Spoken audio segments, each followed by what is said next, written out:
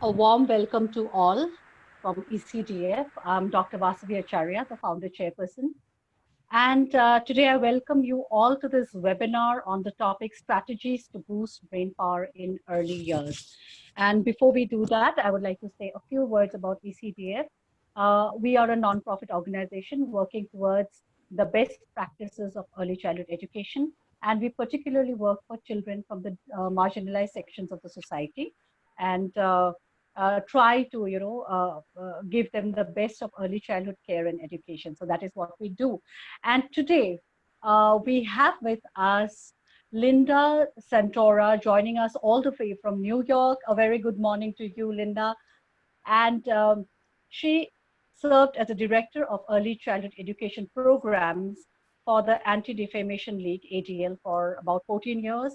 And she was an early childhood center director for a NEEYC accredited children first INC.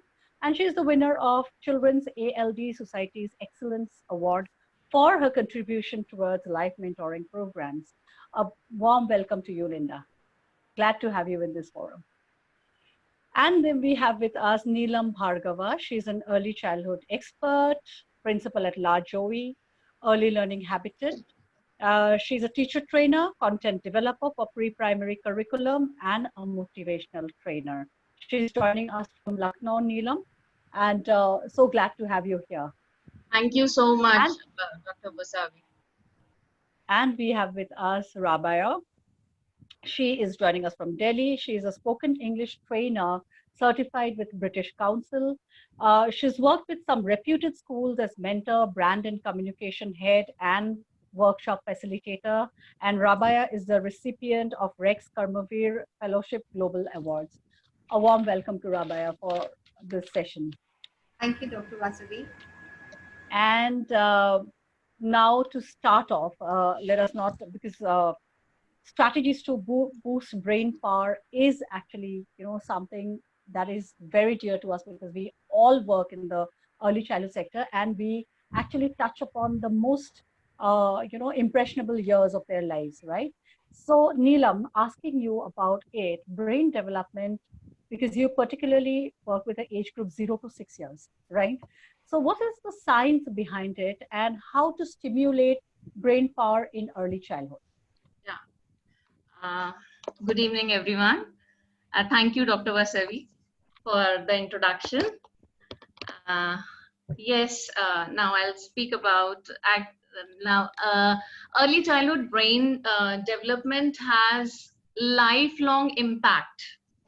From birth to age 5, a child brain develops more rapidly than at any other age time in life.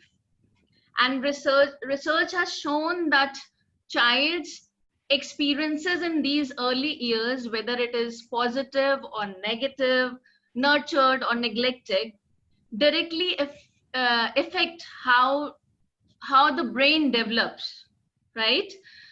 With long-term impact on the child's health and ability to learn. Do you know human brain, which is command center of entire body, is not fully developed at birth, and 90% of a child's brain developed by age of 5. A newborn brain is about a quarter of size of the average adult brain. Incredibly, it doubles in size in the first year and keeps growing to about 80% of adult size by age 3 and 90% near full grown by age 5. Usually people say that newborn brain is like a plain paper, but it is not correct. It is not true. Newborn has all the brain cells. We call it neurons, right? They will have for the rest of their life these neurons. But what really makes the brain work are the connections, synapses. So between those cells. In early childhood, these connections are made at an amazing rate.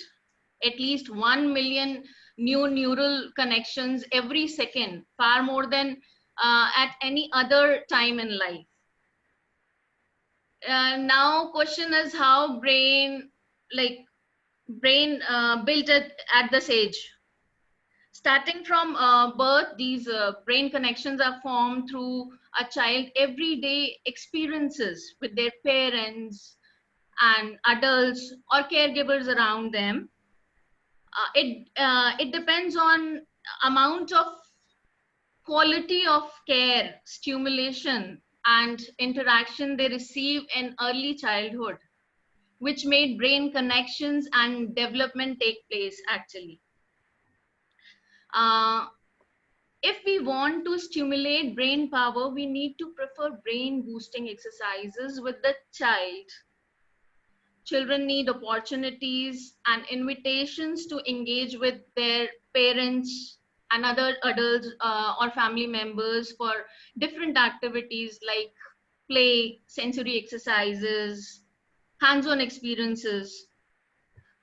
You can see the brain development rapidly after the birth of child. Children express in their own way at every level. Babies express by cooling, smiling, and crying. And toddlers are able to communicate their needs and interests more directly. Each of these little invitations and opportunities for the caregiver to either be responsive or unresponsive to the child's need. This serve and return process is fundamental to the wiring of the brain, right? Loving relationship with caregiver who consistently give attention, respond, and interact with their child are essential to child's healthy development. These relationships begin at home with parents and families, but also includes child care providers, teachers, and other members of the community. After the first 3 years, the brain begins to fine-tune itself. Connections that are used more often become stronger, while those that are not used eventually eliminated. As till the age of 3, children have unconscious mind. They grasp everything happening around them. After 3, they are into conscious mind and able to make their choices, right? This is normal process that makes the brain more efficient.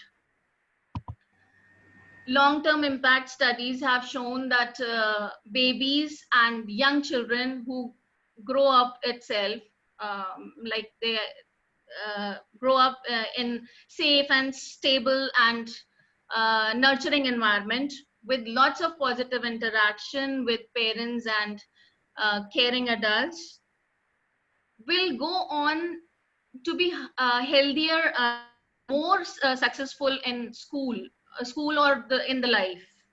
Unfortunately, the opposite is also true as well.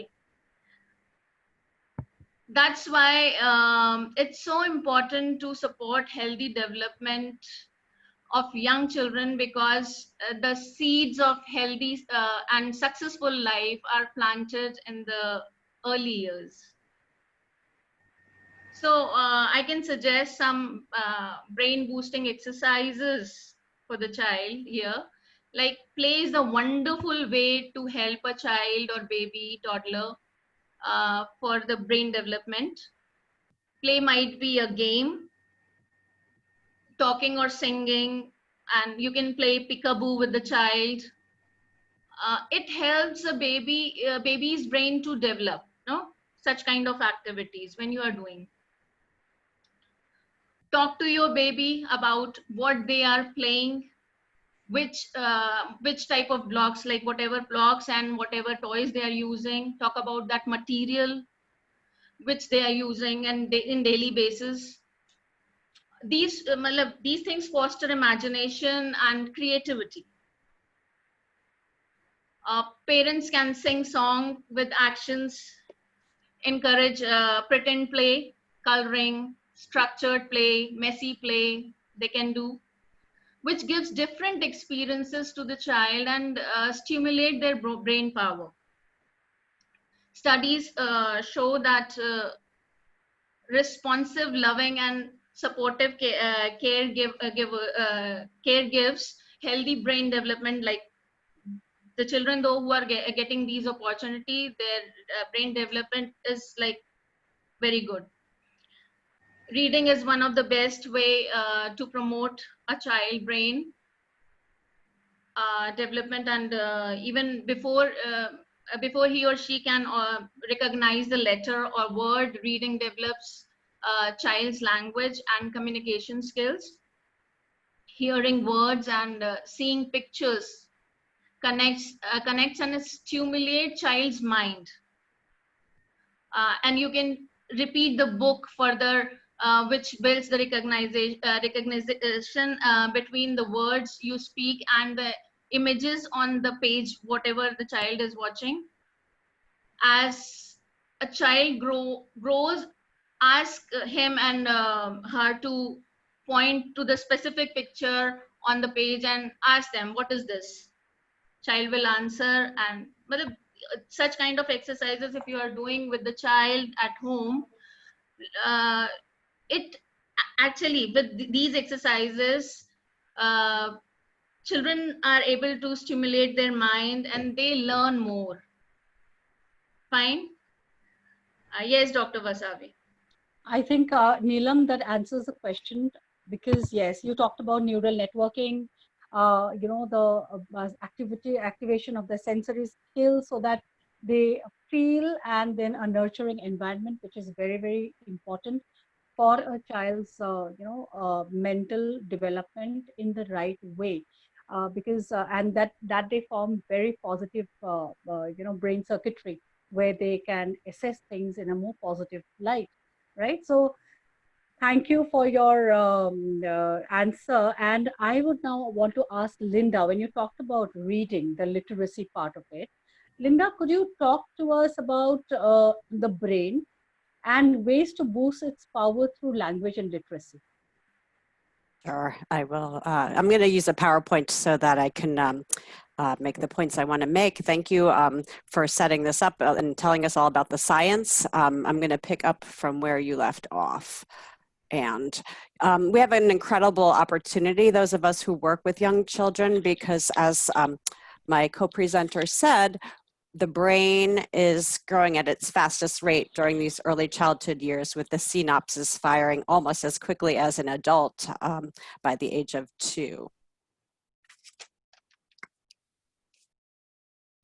As you can see, sensory pathways for vision and hearing are the first to develop in the brain, and it's followed by language. And so the first 3 years are the most intensive period for acquiring speech and language skills. So we want to do what we can to maximize that. We talked earlier about how the baby's brain develops. At birth, it has all the neurons it's ever going to have. By 3 months, the power of recognition improves dramatically. And by the first year, it has doubled in size. And that's when the vocabulary explosion starts. The vocabulary of a child can quadruple between the first and second birthday. The self-awareness begins to develop, and they begin to use their own name and pronouns. And by age 3, as my co-panelists told you, the brain has reached 80% of its adult volume. So there's language and literacy strategies that many of you use, and it's boosting children's brain power all the time. So let's just talk about them briefly. When you're talking with babies, when we speak in regular talk, our regular way we speak on TV, it doesn't relate to them. So parents use Parentese, which is a way of talking with children so that they can understand you using facial expressions, exaggerating your words. And it's not so much baby talk. We don't want to we want to give them words early on as much as we can. And so this Parentese helps facilitate language acquisition.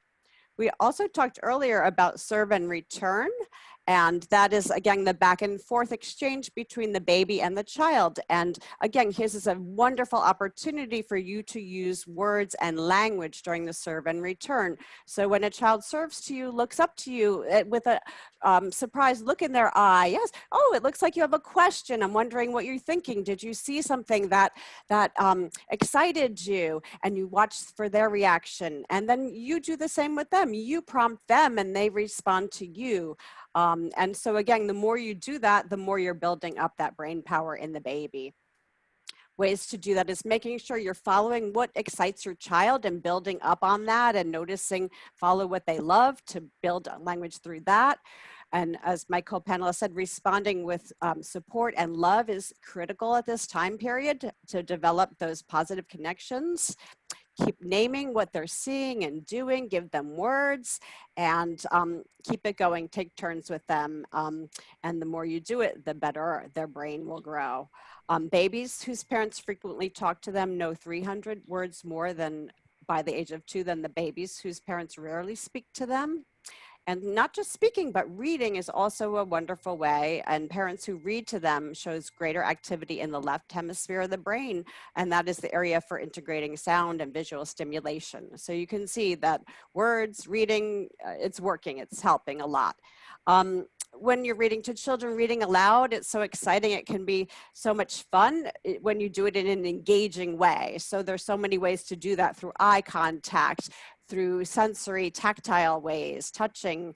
And so again, only 50% of infants and toddlers are routinely read to by parents, but it's something that we can easily change. And even if a parent can't read, they can still go through books together with the child and talk to them about what they're seeing in the books. And when you're choosing books for children, that's sending them messages all the time. So when you're trying to give books to children where they can see images of themselves and their families reflected, making that connection of support and safety, but you're also wanting to expose them to diversity of the world in the books, helping them get comfortable with all the differences we have in our world. And again, using language all the time through that. And multilingual books at this stage are also very helpful for environments that are speaking more than one language. There's lots of ways to create a language-rich environment for babies at home and at school, using songs, as you can change up the words, use their name within the song, invent songs, playing background music, even without words, stimulates the baby's brain, helping them learn to count, using words for that. All the instruments have names and words. There are endless amount of opportunities. In math, there's endless opportunities to use words as you're counting things. And again, you can do this with babies. How many fingers do they have? 1, 2, 3. And they're sorting and classifying things, teaching them words for that as they start to learn patterning, using words for that, teaching them their colors, cooking projects. Again, everything you do with children, it's giving these opportunities for language and discussion. In the dramatic play area, when you're using puppets, this is a great way with preschoolers to help them practice those language skills. When they're playing pretend, prompt them. What are you doing? What are you thinking? And as you see children playing together, narrate what they're doing so that they understand and gain the new language and words for all the different things they're doing. Block building, sensory play, again, tons of opportunities for language. Is it rough? Is it smooth? Even if they see something and they start crying, use your language to help understand what's making them cry, what's making them laugh. Art gives you so many opportunities for language. And then again, we also can introduce literacy skills all along the way, so that keeping writing implements available to them to develop those fine motor skills. So as you're using language, you also can develop some of these literacy skills. Snack and mealtime, endless opportunities for conversation. I mean, that's what we do as grown-ups. And so when children are having snack together, encourage that conversation. And sometimes in preschool, maybe the conversations go away. You might not think they should be going. So in some of our schools, we have conversation cards so that a teacher can drop a card on the table and go, the conversation today is going to be about trees. And so the children have the conversation card and think about ways to talk about a tree, just to help them target. And again, if you're trying to teach them certain words in a certain theme, sticking with those themes. Again, name recognition is one of the first things you might want to start with. So cups and plates and placemats with their name, helping them find their friends' names in the classroom.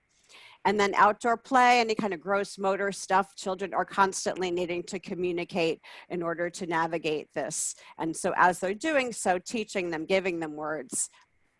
In your chat bar, I'm very curious about how many of you speak more than one language. And I would love in your chat bar, if you speak more than one language, to say hello to me in the languages you speak.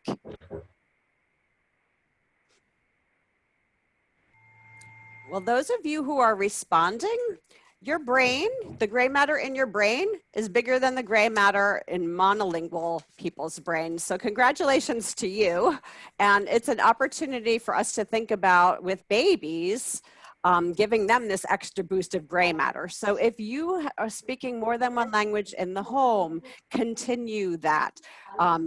Research shows that being multilingual makes the brain stronger in the areas of language, memory, and intention. And as you can see by this chart from the Dana Foundation, bilinguals are able to sustain attention longer than monolinguals, and the brain scans show denser gray matter.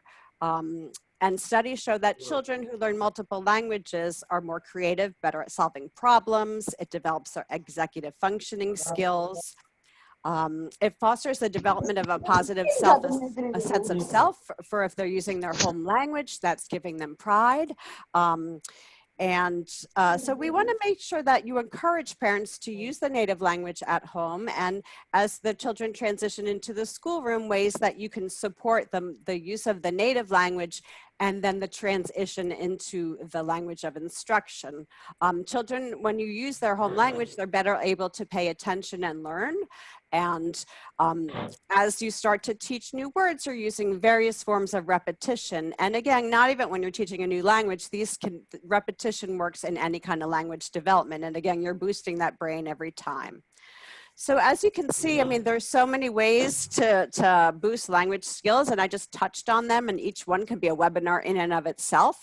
But again, as my co-presenter said, none of this language stuff, none of this brain development is going to be effective if their health and safety and physical needs are not met. So we need to make sure we address those so that we can prevent the stress that would change the architecture in the baby's brains. We have an incredible opportunity, and I'm hoping that you're doing whatever you can with our children to give them the language and literacy in as many languages as you possibly can. Thank you, Linda. That was wonderfully addressed in terms of, yes, language and multilingual skills. It is so important. And even today, when we talk about, in fact, the new education policy that has come up, it's about, you know, the local languages, also the vernacular medium need to be introduced. And it's not about one language, it's about, you know, learning many languages that opens your mind in some way or the other. And Linda explained it wonderfully. Now coming to RABIAH, we already talked about the factors involved in brain development, though you may touch upon it a bit.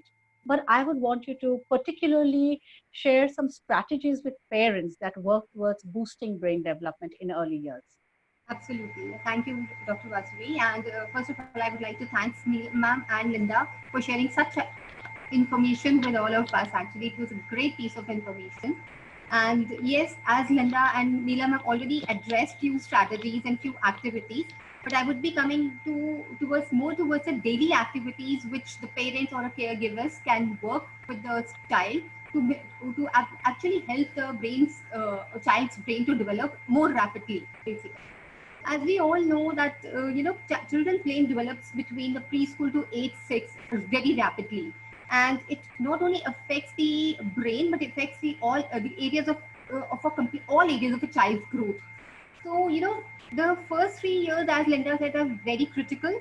And, being a workshop facilitator, but many parents come up to me and ask that what kind of strategy, what kind of activities we can do with our child so that they can respond well and they can respond in a better way. Plus, they can communicate well, whether it's a newborn baby or a 3-year-old baby or a 2-year-old baby.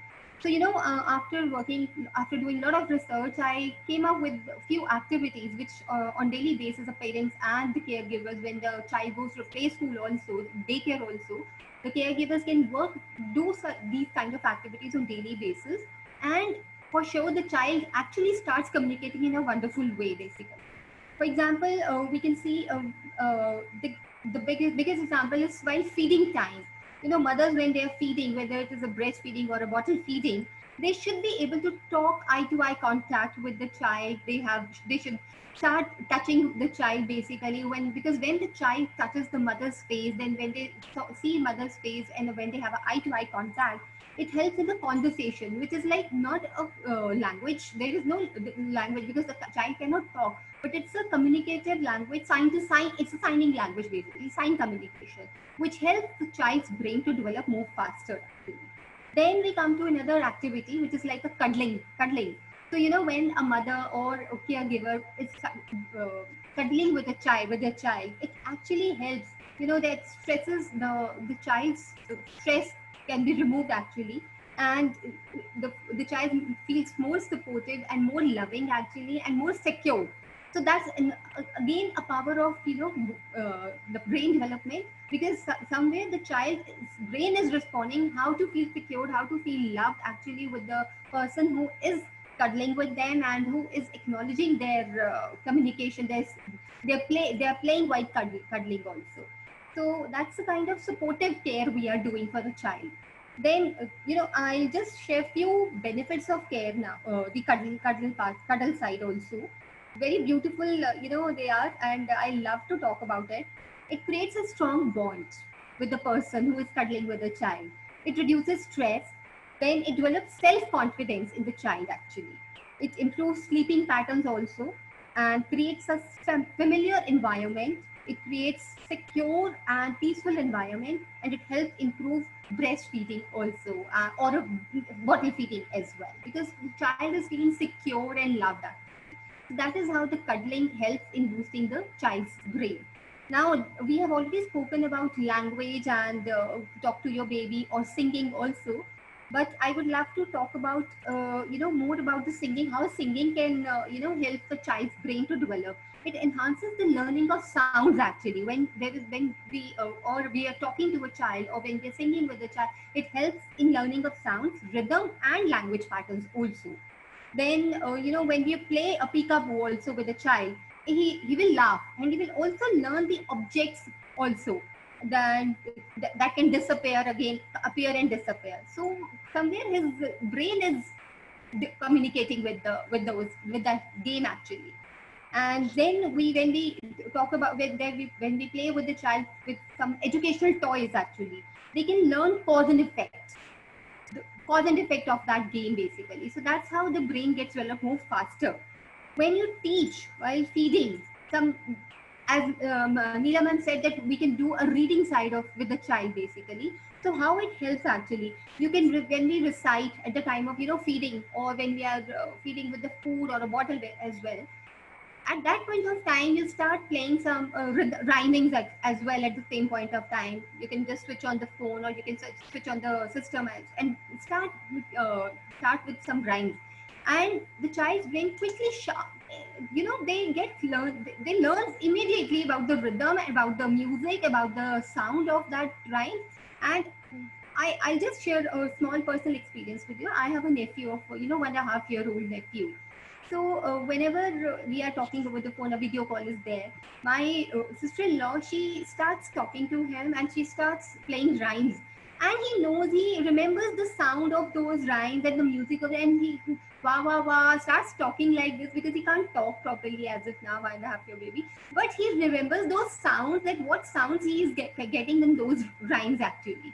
So that is how his brain has become so sharp that he can remember whether it is a Hindi rhyme, whether it is a story. He remembers that quack, quack, quack, the duck quack, quack, quack. So immediately he asked my sister-in-law to change the rhymes, to change the story actually. So that is how they actually communicate fast in a faster way.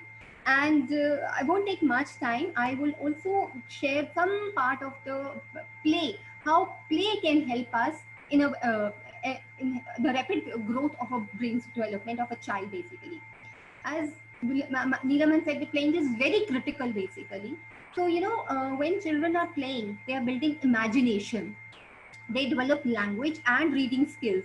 They strengthen their physical skills also. They enhance their self-esteem. They build math and science. They gain self-control also. They discover their world basically, and they are able to solve certain problems also. Where, for example, there is the block game, building blocks. They're able to solve it immediately. So, playing, reading. Then I'll just come up to one more thing. When you walk with your child, when the child starts walking, then that walking, when the child stumbles, when the child falls, somewhere his mind, his brain is reciprocating to the child that no, abhi मैं गिर जाऊंगा. I'm sorry, I can talk in Hindi as well. I think so. So when the child responds in such a way that means the walking side is stimulating the child's brain as well. Because he knows, no, if I take this step, I'll fall down. If I won't take this step, I can go back as well, so that I should not fall down. So somewhere these little activities, feeding time, cuddling time, playing, talking to the child when changing the diapers actually. When mother is changing the diaper, that is the best sign. I think that is the best part. You can talk to your child, you can make him more loving, and he feels so secure with the child's, with the mother's hug and father's hug as well. So somewhere his brain is working in that way that he can correspond with us, he can communicate it with us, and the child's brain rapid even more faster when we play these exercises on daily routine. Coming to the last side, I won't take much time now. So there's one thing now. We are on it's a technology based curriculum now. We all have to start the e-learning exercises. So I did some research, and I would like to share this. When you start with the child, when you're watching a TV, do some dancing with the child basically. That is how the child's brain will start responding to the music which is coming, or which he or she is seeing in the TV actually. Or when they learn from the we use mobiles also, as I said, that you start using the mobiles while playing rhymes and all. So they start learning. Their brain stimulates at that point in time. They start learning also. Or else you can create something of your own, like use a speaker and you start create some music of your own, so that your child, they start enjoying that music, whatever you were saying. They don't understand the language, but they understand the music actually.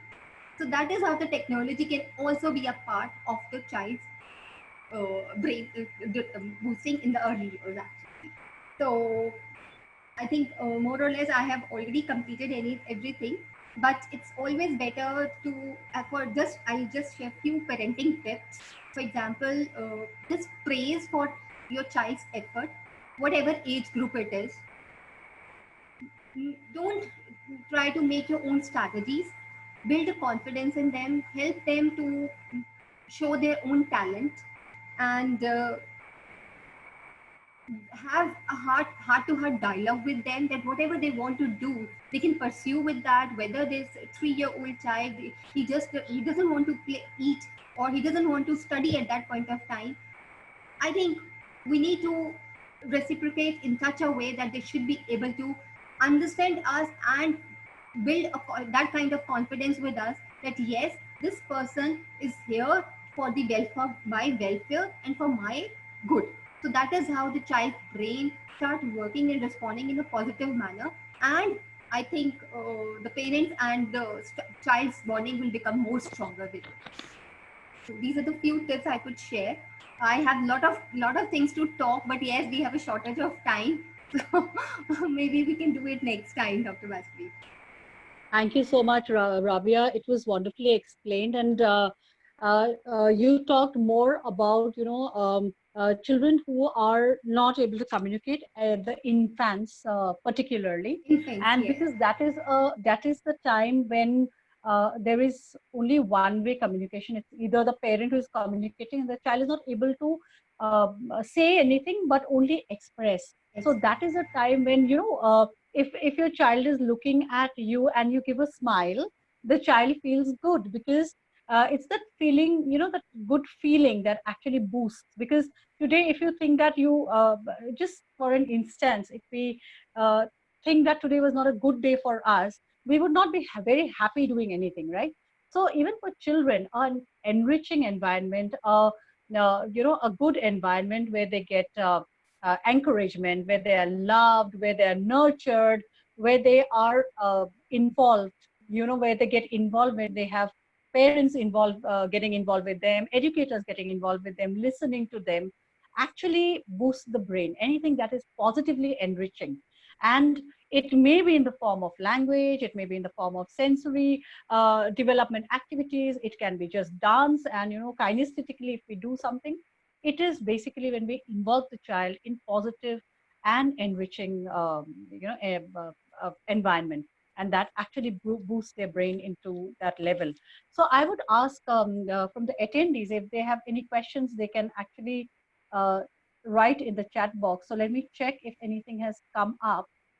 Uh, let's wait for the questions to come up. In the meantime, while our attendees are thinking of a question, I would like to announce our upcoming EdAhead 2020, that is our teachers training program. And it's an international early childhood educators training program and paper presentation. The team is making teaching more effective and engaging, and it would be on 11th to 13th of August. If I can share the picture, that would be good. Just a moment.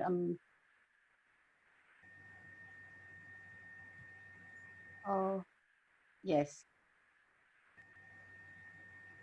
So this is the teacher training program we are coming up with, and there's a paper presentation. So if anybody is interested, they can get in touch with us, or they can also check our Facebook page, ECD Forum, where all the information about this upcoming training program is given. And let us see if any questions have come up in our chat box. I think there are no questions because so wonderfully explained. So before we wind up, I would like to have a comment, a remark from NEELAM, Linda, and RABIAH, one after the other, on this topic. So, what is your last, the few takeaway lines that you would want to say? NEELAM, please.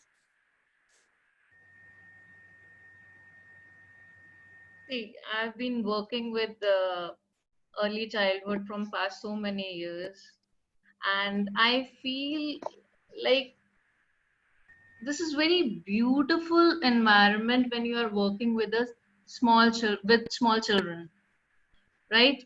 And you are also learning from them. And I really, I would, whenever I meet my parents, so I only suggest that please create a positive environment for your child, so that child can learn. You have to take care about the language, you have to take care about the surroundings, whatever is happening child is taking.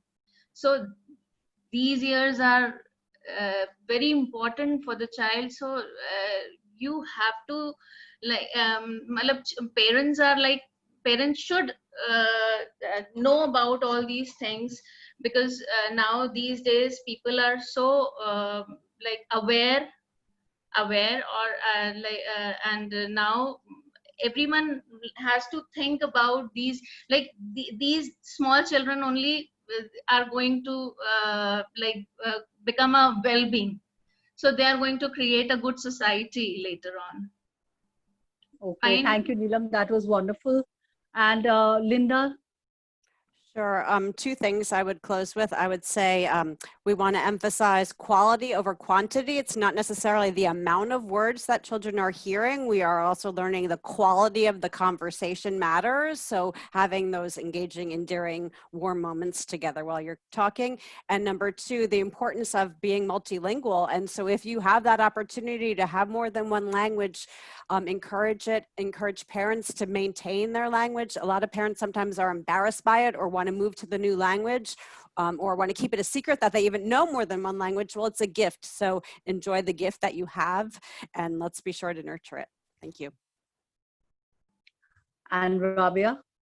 Yeah, so I'll take 2 minutes, Dr. Vasavvvi, to be honest, because being a mother as well as an educationist and a mentor, I have, from my personal experiences, I would like to share that till the time we don't have that love, compassion in their heart, you cannot create a bond with your students, with your own child even, whether it is a 3-year-old child, whether it's a 5-year-old child, whether it is a newborn baby, or even a collegiate as well. You need to have a lot of compassion, always be confident, always show trust in them, encourage them, motivate them that whatever they are doing, we are there to support them. Because till the time we don't show this positivity and build a trust in them, believe me, the students will not be able to nurture in such a way that they will be able to come up on their own and come up from their shell actually. So in order to take, they need to, we need to nurture in such a, we need to nurture them in such a way that they should be able, they should have that courage to talk that what they exactly want to do and what they don't want to do. They should be a very soft and polite, enriching relationship between you as an educator and your student, so that whether you are talking to them one-on-one, whether you are talking to them in a class, they should be able to approach you at any given point of time, and they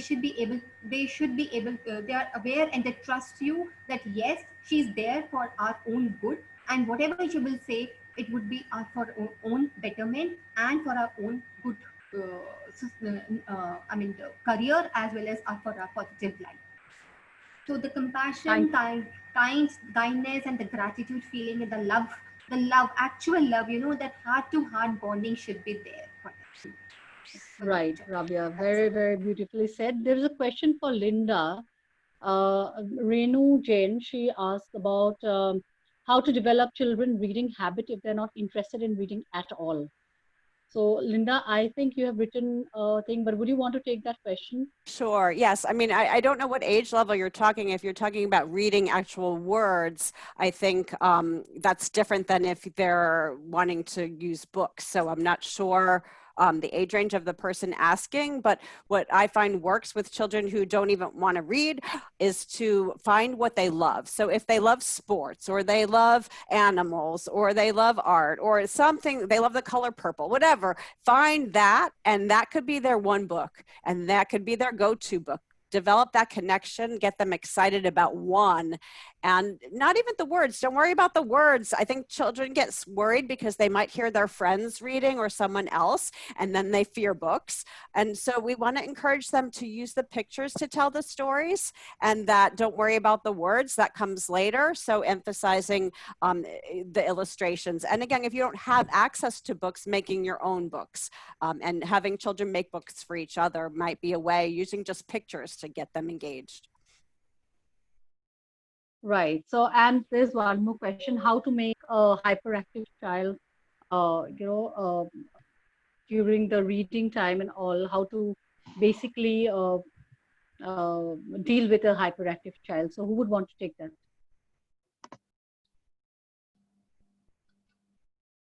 How do we deal with hyperactive children? I would involve them in the storytelling themselves and actually let them use their bodies during the story, so that if you're telling a story about animals and the animals are chasing each other, let them be involved in that. It's not wrong to want to move your body at that age. Your muscles need to grow. It's developmentally appropriate. And so we also have to be sure when we're reading with them, we're working with their attention span, and it could be very, very short, and that's okay. So we have to adapt to that. Otherwise we're going to lose them. And so using their activity in part of the story, let them act it out. That's going to make them part of the story. And then that will, they have no choice but to be involved in it. Yes, and probably we can also, engage them in activities that are related to concentration, developing concentration skills, because there are a lot of activities where, since they're hyperactive, they get into the activity, stay there for a little while, and then again get distracted. So attention span can be increased with systematic, practice. Anyway, small children do not have a longer attention span, so it is useless to actually expect a lot out of them. And I think there is another question that has come up. It is about, can you suggest some critical thinking activities for pre-primary students? Critical thinking activities, who would want to take that? Yes, I would like to take this. For critical thinking, you can give you can create some activities for the child, so that child can activities like sorting activity, and you can give them the flashcards, you can give the concrete material to we do have a lot of activities for concept building, so children can do activities, and they can suppose they are doing sorting, they're doing sorting of shapes or sorting of anything, then they are thinking and then sorting, so they are developing their cognitive skills there. So we have to create such kind of exercises for the child. We do have a lot of exercises, and I think in Montessori education we are having many exercises. Yes. Yeah, Linda writes, ask open-ended questions. Why? Why? Because when we talk about when we tell about storytelling, sometimes we can just leave the story open, and then they can finish it. So they think critically, and we do not give the entire, the story to them. Also coding, because now this coding is a new language. So when we talk about sorting and sequencing, it's a part of coding. It's just understanding the science. So even that enables a lot of critical thinking. Like when we used to be young, even we used to do those shapes and what is the next shape that is going to come up. So we think. So those are all small little activities related to critical thinking, and that is how it can be enhanced. And we need to think and act. Even we can do the pattern building also with the children. Yes. Yes. Puzzles. Yeah. Pushkala says puzzles. Yes. All of that actually makes a child think. And when the child thinks, they find the solutions, right? So I think that is how we need to boost brain power. Thank you so much, Linda, NEELAM, and RABIAH for joining us today. And I think there were a lot of takeaways because, the little things that we talked about actually are very big things, because they actually shape the child in a way that is most that is for their own good. I mean, the best way a child can be brought up is basically involving them in a positive environment. And yes, so I think we are already running out of time, and we'll be finishing this webinar now. So thank you, Linda, for finding time for joining us. It's early morning at your place. And, thank you for accommodating. And it was so lovely to have you. And thanks, NEELAM, and thanks, RABIAH. And I thank all the attendees for being here today, asking questions. And Pushkala writes, thank you for the lovely session. It was very enriching. So it was lovely to know. It's lovely to know that you've liked it. And we'll come back with our next webinar on 5th and our teacher training program on 11th, 12th, and 13th. So till then, adieu and have a great, great evening. And Linda, have a great day ahead. You too. Bye-bye. Bye. Thanks for hosting.